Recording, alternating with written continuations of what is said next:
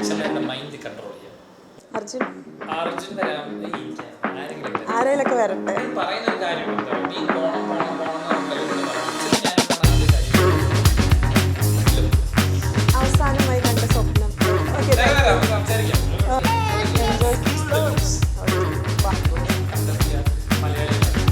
Hello, എല്ലാവർക്കും സുഖമാണെന്ന് വിചാരിക്കുന്നു. എൻ്റെ ചാനൽ ആദ്യമായിട്ട് കാണുന്നവരാണെങ്കിൽ സബ്സ്ക്രൈബ് ചെയ്യാൻ മറക്കരുത്.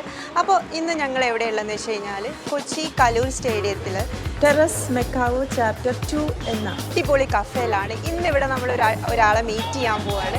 DJ കൊറിയോഗ്രാഫറും കൂടി ആയിട്ടുള്ള സിബി, DJ സിബി. നമുക്ക് ഏറ്റവും അധികം പറയാനുള്ളതെന്ന് വെച്ചാൽ ബിഗ് ബോസിലൂടെ സീസൺ 6 കണ്ടസ്റ്റൻ്റ് ആയിട്ട് വന്നിട്ടുള്ള DJ സിബിനെയാണ് നമ്മൾ ഇന്ന് മീറ്റ് ചെയ്യാൻ പോകുന്നത്. Okay, let's. ഹലോ സിബി, എന്തൊക്കെയുണ്ട് വിശേഷം? നല്ല വിശേഷം. ഭയങ്കര തിരക്കാണെന്ന് തോന്നണല്ലോ. അതല്ലേ, എന്നാലും നമുക്ക് കുറച്ച് സമയം തരൂ. ഓക്കെ, DJ കൊറിയോഗ്രാഫി ഈ മേഖലയിലാണല്ലോ ശ്രദ്ധയായിട്ടുള്ളത്.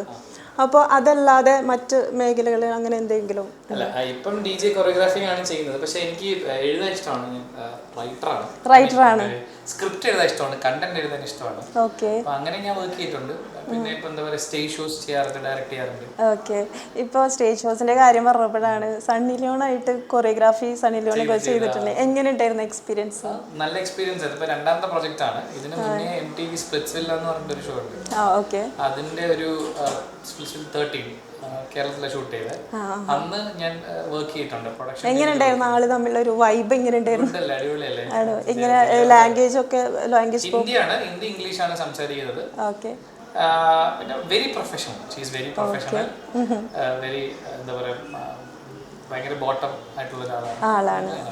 ഓക്കെ, ഇപ്പോൾ ഈ DJ ഈ ഒരു ഫീൽഡിൽ നിന്ന് തന്നെയാണോ ബിഗ് ബോസിലേക്കുള്ള ഒരു എൻട്രി വന്നത്? അതെ, എന്നെ വിളിക്കുന്നത് ഏഷ്യാനിലെ സ്റ്റാർട്ട് മ്യൂസിക് എന്ന് പറഞ്ഞൊരു ഷോ ഉണ്ട്. അതിൽ ഞാൻ DJ ആയിട്ട് പെർഫോം ചെയ്യാറുണ്ട്. ഓക്കെ, അപ്പൊ ഞാൻ ചെയ്യുന്നത് സീസൺ 3 ആണ് സ്റ്റാർട്ട് മ്യൂസിക്കിന്റെ. ആ സീസൺ 3 കഴിഞ്ഞിട്ട് പിന്നെ സീസൺ 4 ബിഗ് ബോസ് തൊട്ട് തന്നെ ബിഗ് ബോസിലേക്ക് വരാനുള്ള പരിപാടികൾ നടക്കുന്നുണ്ട്. ആഗ്രഹം ഉണ്ടായിരുന്നോ സീസൺ ബിഗ് ബോസ് എക്സ്പീരിയൻസ് ചെയ്യണമെന്നുള്ള ഒരു ആഗ്രഹം എനിക്ക് എന്ന് വെച്ചാൽ ഈ പറഞ്ഞല്ലേ, എഴുതാൻ ഇഷ്ടമുള്ളത് കൊണ്ട് ബിഗ് ബോസ് എന്ന ഷോയിൽ നമ്മൾ മീറ്റ് ചെയ്യുന്ന കുറെ ഡിഫറെന്റ് പേഴ്സണാലിറ്റീസ് ആണ്. അപ്പൊ നമുക്ക് അവിടെ വേറെ ഒന്നുമില്ല, നമുക്ക് ഫോണോ അല്ലെങ്കിൽ വെളിയിലെ പരിപാടികളോ ഒന്നുമില്ല. അപ്പൊ ആ ഒരു എക്സ്പീരിയൻസ് എങ്ങനെ അറിയാനുള്ള ഒരു ആഗ്രഹം, അങ്ങനെ കുറെ ആൾക്കാരെ പരിചയപ്പെടാം, അവരെ കുറിച്ച് കൂടുതലായിട്ട് പഠിക്കാം, അതിനൊക്കെ വേണ്ടിയിട്ടാണ്. ഓക്കെ, ഇപ്പോൾ ബിഗ് ബോസിന്റെ മുമ്പത്തെയും അല്ലെങ്കിൽ ബിഗ് ബോസ് വന്നതിന് ശേഷമുള്ള ഒരു ലൈഫ് ചേഞ്ചിങ് എങ്ങനെയുണ്ട്? നല്ല ചേഞ്ച്. എന്നാലും രണ്ട് രീതിയിൽ പറയാം. ഒന്ന്, ഇപ്പൊ എന്താ പറയാ, ആൾക്കാരുടെ സ്നേഹം ഭയങ്കരമായി കിട്ടുന്നുണ്ട്. അതായത് പുറത്തേക്ക് വന്നപ്പോ ഇത്രയും ഫാൻ ബേസ് ഉണ്ട് കിട്ടുന്നുണ്ട്. അതല്ലേ, അപ്പൊ എങ്ങനെ തോന്നുന്ന ഒരു, അതായത് ബിഗ് ബോസിന്റെ അകത്ത് വരുമ്പോ അറിയുന്നില്ലല്ലോ നമുക്ക് ഇത്ര ഫാൻ ബേസ് ഉണ്ടെന്ന്. ഇപ്പൊ ഇറങ്ങി കഴിയുമ്പോ ഒരു ഫാൻ ബേസ് ഒക്കെ ഉണ്ടെന്ന് അറിയുമ്പോൾ ഒരു സന്തോഷമുണ്ട്. പിന്നെ ഒബ്വിയസ്ലി ഞാൻ പറഞ്ഞില്ല, ഞാൻ ഫാൻ ബേസ് എന്നതിനുപരി നമ്മളെ സ്നേഹിക്കുന്ന ഇഷ്ടപ്പെടുന്ന കുറെ പേരെന്ന് പറയുന്നത് എനിക്ക് ഇഷ്ടം. അപ്പം അങ്ങനെ ഒരുപാട് പേരുണ്ട്. നമ്മളെ ഇഷ്ടപ്പെടുന്ന ഒത്തിരി പേര്, നമ്മളോട് സ്നേഹമുള്ള ഒത്തിരി പേര്, നമ്മളെ കാണുമ്പം ഇപ്പം അമ്മമാരൊക്കെ ആണെങ്കിൽ എനിക്കിപ്പോഴും ഓർമ്മയുണ്ട്. ഞാനൊരു ദിവസം ഒരു അമ്മ വന്നിട്ട്, അയ്യോ എൻ്റെ മോനെ പറഞ്ഞ് കെട്ടിപ്പിടിച്ച്, എൻ്റെ സ്വന്തം മോനാണ്, നീ എന്തിനാണ് കരയാൻ പോയെന്നൊക്കെ പറഞ്ഞിട്ട്, അതൊക്കെ ഭയങ്കര സുഖമുള്ള പരിപാടിയാണ്. ഈ സീസൺ 6 വൈൽഡ് കാർഡ് എൻട്രി വന്നതിന് ശേഷമാണ് ബിഗ് ബോസിന് സീസൺ 6 ഒരു ഉണർവ് ഉണ്ടായെന്ന് ഒരു പൊതുവേ ഒരു ടോക്ക് ഉണ്ട്.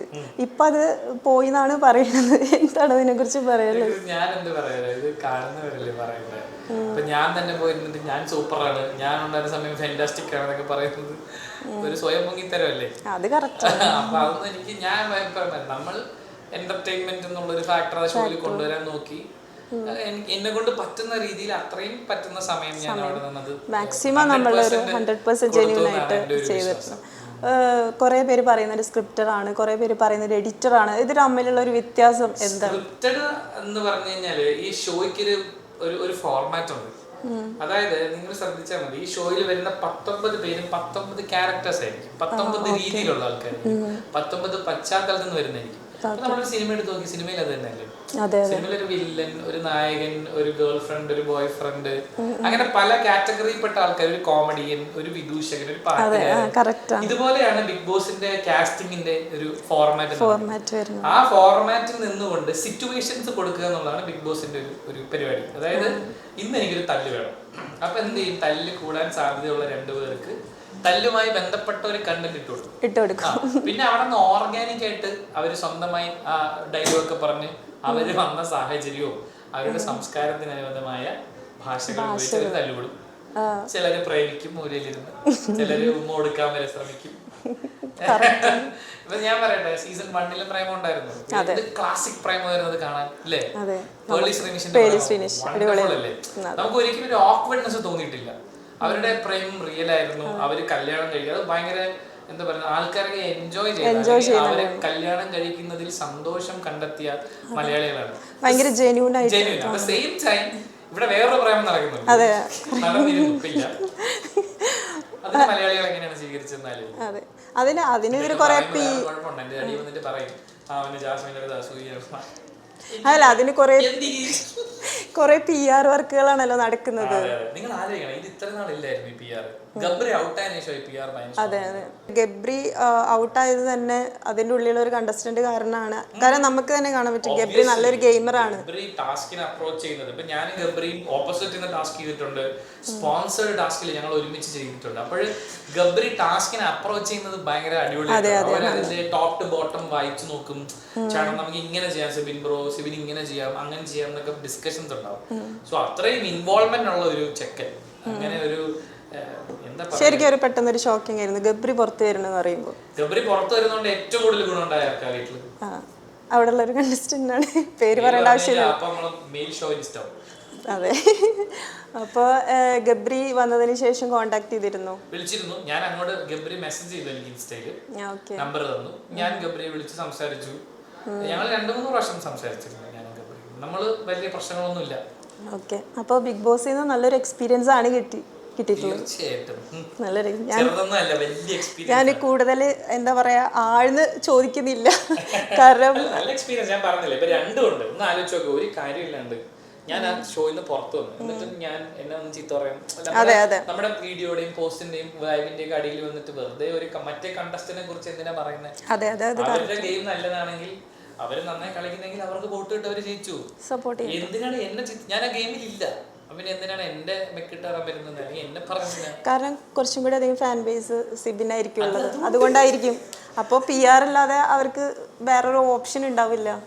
സിബിന് ഇങ്ങനെയാണല്ലോ അവർക്ക് നെഗറ്റീവ് അടിക്കാൻ പറ്റുള്ളൂ. ഓക്കെ, എന്തായാലും നമുക്ക് കുറച്ച് റാപ്പിഡ് ക്വസ്റ്റ്യൻസിലേക്ക് കടക്കാം. ഓക്കെ, ഡണ്ണല്ലേ? കാരണം കുറച്ച് സമയമുള്ളൂ എന്ന് പറഞ്ഞു, അതുകൊണ്ട് ഞാൻ പെട്ടെന്ന് കഴിക്കാന്ന് വിചാരിച്ചു. ഓക്കെ, അതെ. അപ്പോൾ ഇപ്പോൾ സെലിബ്രിറ്റിയിൽ വെച്ചിട്ട് റീസെന്റ് ക്രഷ് തോന്നിയിട്ടുള്ള ഒരു സെലിബ്രിറ്റി റീസെന്റ് ആയിട്ട് തോന്നിയിട്ടുള്ളത് ആരാണ്? ആരുമില്ല. അല്ല, മലയാളത്തിൽ വേണ്ട, എന്നാ ഹിന്ദി, തമിഴ്. പെട്ടെന്ന് തോന്നാറില്ല. ഇല്ല, അല്ലെങ്കിൽ വേറെ ആരോടെങ്കിലും ക്രഷ് തോന്നി?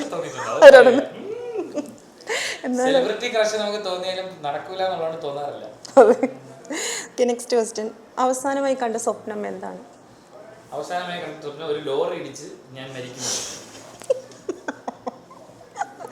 സീരിയസ്ലി കണ്ട സ്വപ്നമാണോ? കണ്ട സ്വപ്നം, ലോറി ഇടിച്ച് ഞാൻ മരിക്കും. ഓക്കെ. ചുറ്റും ആരും ഇല്ലെങ്കിൽ എന്ത് ചെയ്യും? പാട്ടേക്കും. അതാണോ ചെയ്യാം? ഓക്കെ. ഇന്റലിജൻസ് ഓർ ലുക്സ്, ഏതിലാണ് പ്രിഫർ ചെയ്യുന്നത്? Intelligence is the looks. Okay, wow, അടിപൊളി. Have you regretting any dating with someone? Of course yes. Yes, അത് പറയാൻ പറ്റില്ല. ഓക്കെ, എന്റെ മാത്രം കാര്യമാണ് ഞാൻ പറയാം. ഞാൻ ഡേറ്റ് ചെയ്ത ആളെന്നെ കൂടെ ഇൻവോൾവ് ചെയ്തത്. അതെ, അത് ശരിയാ, അതൊരു കോംപ്ലിക്കേറ്റഡ് ആവണ്ട. ബിഗ് ബോസിലെ ഫേവറേറ്റ് കണ്ടസ്റ്റന്റ് ആയിട്ട് ആരെയാണ് തോന്നിയിട്ടുള്ളത്? അല്ല, ഇപ്പോഴല്ല,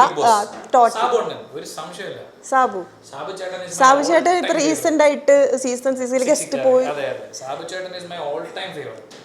സീസൺ 6 അപ്പൊ ഒരു ജസ്റ്റ് ഒരു ഫേവറിസം പോലെ ഒരു ഫേവറിസം എന്നല്ല, അവർക്കൊരു പ്രത്യേക ഒരു കാര്യം ചെയ്യാനുണ്ടായിരുന്നു അവിടെ. അവർക്ക് സ്ക്രിപ്റ്റ് കൊടുത്തിട്ടുണ്ടാവും ചിലപ്പോൾ. സ്ക്രിപ്റ്റ് കൊടുക്കില്ല, ബ്രീഫ് ചെയ്യും. ഓക്കെ. സ്ക്രിപ്റ്റ് അല്ല, ഒരു ബ്രീഫിംഗ് ഉണ്ടാവും. ഇന്നാളെ കുറച്ച് ഫേവറിസം ഇങ്ങനെ ചെയ്യണം, ഇങ്ങനെയൊക്കെ ചെയ്താൽ നന്നായിരിക്കും എന്നൊക്കെ പറയും. അതൊരു സൈക്കോളജിക്കൽ പരിപാടി. നമ്മളെല്ലാവരും കയറുമ്പോൾ നമ്മൾ ബ്രീഫ് ചെയ്യാറുണ്ട്.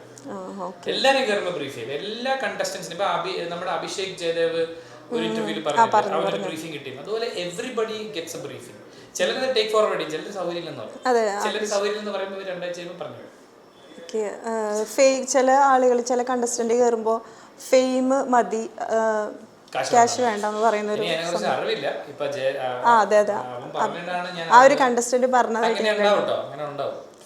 Okay, next question. Last song on your playlist?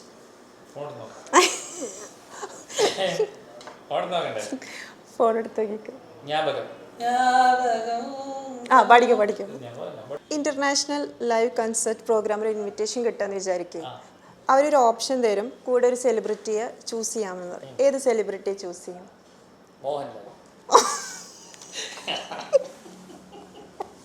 ഞാൻ ലാൽ സാറിനെ കൊണ്ടുപോകും. ലാലേട്ടനെ ഇന്റർനാഷണൽ കോൺസെർട്ട്. എന്തുകൊണ്ട് ലാലേട്ടനെ ചൂസ് ചെയ്യാൻ കാരണം? എനിക്ക് ലാലേട്ടനെ കുറച്ച് നേരം എൻ്റെ അടുത്ത് വേണം. കുറച്ച് വേണം, അതായത് ലാലേട്ടനോട് കുറച്ച് കാര്യങ്ങളൊക്കെ പറഞ്ഞു. പിന്നെ എനിക്ക് ഏറ്റവും ഇഷ്ടമുള്ള ആള് ലാലേട്ടനാണ്. ഞാൻ പറഞ്ഞില്ല, ഓക്കെ, ഇഷ്ടമുള്ള ആളോട് കുറച്ച് സമയം സ്പെൻഡ് ചെയ്ത്. സത്യം പറഞ്ഞാൽ ഞാൻ വിചാരിച്ചു വല്ല ഫീമെയിൽ സെലിബ്രിറ്റിയെ പേരായിരിക്കും പറയാന്ന്. പക്ഷെ ഭയങ്കര ഒരു അൺഎക്സ്പെക്റ്റഡ് ആയി ലാലേട്ടൻ. ലാലേട്ടൻ ഇത് കാണുന്ന വിചാരിക്കുന്നു. Okay, Bigg Boss contestants season 6 കുറച്ച് പേര് ഞാൻ പറയും. അതിൽ ഓരോ ആൾക്കാർ 1 വേർഡിൽ പറയണം അവരെ കുറിച്ചിട്ട്. ഓക്കെ, ജാസ്മിൻ, ഗബ്രി. അടിപൊളി. എന്തുകൊണ്ട് നല്ല പയ്യെന്ന്?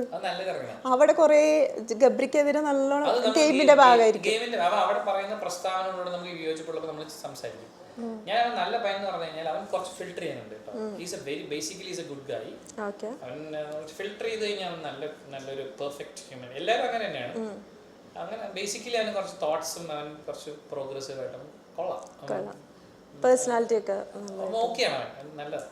ഓക്കെ, കുറേ പറഞ്ഞു ഗബ്രീനെ കുറിച്ചിട്ട്. അൻസിബ ഒന്നുകൂടി എക്സ്പ്ലെയിൻ ചെയ്യും. ക്ലാസ് എന്ന് പറഞ്ഞാൽ അൻസിബ ആവശ്യമില്ലാത്ത വള്ളി പിടിക്കാറില്ല. അൻസിബ ഈ പറഞ്ഞ ഒരു ലിമിറ്റ് വിട്ട് താഴെ ഇറങ്ങിയിട്ട് ആരുമായിട്ടും മോശം ഫൈറ്റ്സിൽ ഏർപ്പെടാറില്ല. കറക്റ്റ് പോയിന്റ് പറയുക. പിന്നെ ഈ പറഞ്ഞ അൺവാണ്ടഡ് ടോക്സ് ഒന്ന് മാറി നിൽക്കുക. പിന്നെ അൻസിബ കരയുന്ന സിറ്റുവേഷൻസ് ഒക്കെ നമ്മൾ നോക്കിയാൽ അതൊക്കെ മറ്റൊരാളിനെ ഹേർട്ട് ചെയ്യോ, പേടികൾ കൊണ്ടുള്ള. അൻസിബേനെ അങ്ങനെയാ. അൻസിബ ഞാനായിട്ടാണ് ആദ്യമായിട്ട് അടി വയ്ക്കുന്ന വീട്ടിൽ. ഐ മീൻ രണ്ടാമത്, ഫസ്റ്റ് ജിൻഡോയായിട്ട്, നെക്സ്റ്റ് ഞാൻ അൻസിബായിട്ടാണ് ഒരു ചെറിയൊരു സ്പർദ്ധ ഉണ്ടാകുന്നത്. അത് കഴിഞ്ഞിട്ട് എനിക്ക് മനസ്സിലായി സായി കൃഷ്ണ. അതായത് മറ്റേ കാറിലിരുന്ന് കാറിലിരുന്ന് കാണിക്കുന്നൊക്കെ എന്താ? ജിൻഡോ കട്ട മച്ചാനാണ് ജിൻഡോ. കപ്പടിക്കണമെന്ന് ജിൻഡോ കപ്പടിക്കണമെന്ന് ആഗ്രഹമുണ്ടോ? തീർച്ചയായിട്ടും ജിൻഡോയുടെ കപ്പടിക്കണമെന്ന് എനിക്ക് ആഗ്രഹമുണ്ട്. ഞാൻ ആഗ്രഹിക്കുന്നതിൽ ഒരാൾ ജിൻഡോട്ടനാണ്. ഓക്കെ, സീസൺ സോറി ടോപ്പ് 5 ആരൊക്കെ വരുന്നത്? ജിൻഡോട്ടൻ വരും. പിന്നെ ജിൻഡോട്ടൻ, അൻസിബ, ജാസ്മിൻ, ഞാൻ പറയൂല പേര്. അർജുൻ വരാം. ആരെങ്കിലൊക്കെ വരട്ടെ, ആർക്കെങ്കിലും കപ്പ് കൊടുത്തോട്ടെ. ഓക്കെ, അർജുനെ കുറിച്ചിട്ടൊരു വേർഡ് പറയും. Good looking. ഋഷി, നന്മയുള്ള മനുഷ്യൻ. ക്യൂട്ട്. നൂറ. ഓക്കെ, ഞാൻ എല്ലാവരുടെ പേര് ചോദിക്കുന്നില്ല. ഈ ലാസ്റ്റ് ക്വസ്റ്റ്യൻ, സിബിൻ സ്വന്തമാക്കാൻ ആഗ്രഹിക്കുന്ന ഒരു സൂപ്പർ പവർ എന്തായിരിക്കും? സ്വന്തമാക്കാനാകുന്ന സൂപ്പർ പവർ മനുഷ്യന്മാരുടെ മൈൻഡ് കൺട്രോൾ ചെയ്യാം. ആ പവർ കിട്ടണമെന്ന് പൊളിക്കും. സിബിൻ, എല്ലാവിധ ആശംസകളും, ഒരുപാട് നല്ല ഓപ്പർച്യൂണിറ്റികളും പ്ലാറ്റ്ഫോമൊക്കെ കിട്ടട്ടെ നമുക്ക്. പ്രാർത്ഥിക്കുന്നു. Thank you so much. നമുക്ക് എന്തായാലും വീണ്ടും കാണാം. ഒരു അടിപൊളി ഇന്റർവ്യൂ നമുക്ക് നെക്സ്റ്റ് ടൈം തരും. ഇനി എന്ത് interview? Okay thank you. Okay thank you so much.